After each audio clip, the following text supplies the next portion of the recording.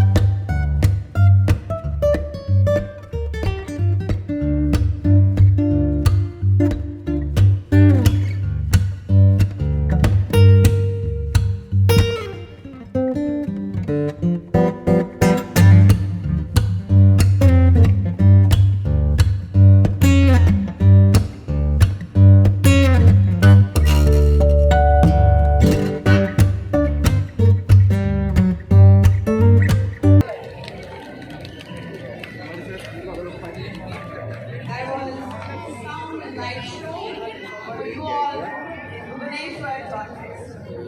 Right now is the time মঞ্চে যে কলাকার ভালো জানেন তাকে সম্মানিত এবার শুরু হচ্ছে। ওখানে প্রোগ্রামটা শেষ হয়ে যাওয়ার পর আমরা চলে এসেছি ফুড ফেস্টিভ্যাল যেখানটা হচ্ছে সেখানে। আর এখানটা দেখো এত সুন্দর, প্রত্যেকটা দেশে একটা করে পতাকা লাগানো হয়েছে, কারণ এখানেই চলছে আমাদের হকি ওয়ার্ল্ড কাপ চলছে ভুবনেশ্বরে, তার জন্য প্রত্যেকটা দেশের পতাকা এরকম সুন্দর করে ওরা সাজিয়েছে। তার মাঝে দেখা গেছে আমাদের দেশের পতাকা, যেটা দেখে আমি তো খুবই ভালো লেগেছে আমার। আর এই জায়গাটায় এত ক্রাউড ছিল, মানে ঠেলাঠেলি তোমরা আমার ক্যামেরা দেখেই বুঝতে পারবে যে হাত এদিকে চলে গেছে ওদিকে চলে গেছে। তাও আমি যতটা পেরেছি তোমাদের সামনে তুলে ধরেছি, তোমরা দেখো। আর কিছু কিছু স্টলেরও আমি এখানে ভিডিও করেছি, প্রত্যেকটা স্টলের ভিডিও আমি করতে পারিনি। এখানে মোটামুটি আমার আন্দাজে মনে হয় 35টা স্টল ছিল, আমি তাও শিওর হতে পারছি না, আমি ভুলে গেছি। তোমরা তাও দেখো, আমি প্রত্যেকটা স্টলেরও দিয়েছি, কিন্তু সব দোকানে কী কী খাবার বিক্রি হচ্ছে সেটা আমি তোমাদের এখানে দেখাতে পারিনি, কারণ প্রচণ্ড ভিড়, তোমরা দেখেই বুঝতে পারছো। আর এই ডট ফেস্টটাই হচ্ছে এখানে। তার মাঝে আমি একবার আমাকেও দেখিয়ে নিয়েছি, যাতে তোমরা বুঝতে পারো যে আমিও গেছি ওখানে। তো চলো এবার একটু দেখে নাও খাওয়া দাওয়ার জায়গাটা। এত সুন্দর করে ডেকোরেশন করেছে, খাবার জায়গায় আমরা বসার জায়গা পাইনি, বাট অনেকটাই বসার জায়গা ছিল।